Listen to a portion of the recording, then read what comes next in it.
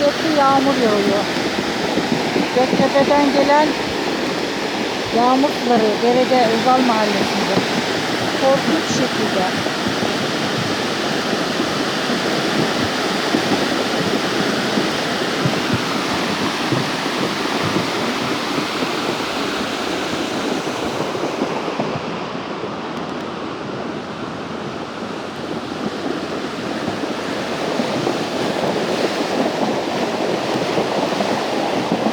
Taşları, selleri, tohumları, her şeyleri taşıyor.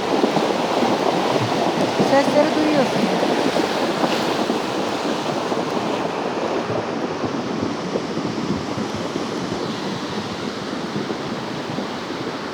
Burası da benim yeşil bahçem.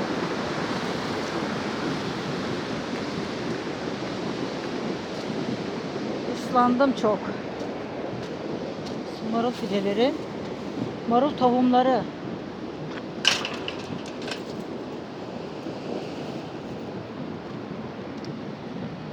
Ayçiçeği.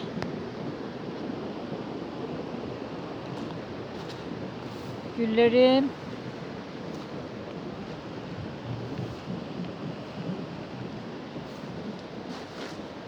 Şunlar da çiçeklerim. Mısırlar. Daha ileriye doğru gidemiyorum. Yağmur şiddetli yağdığından. Hadi bay.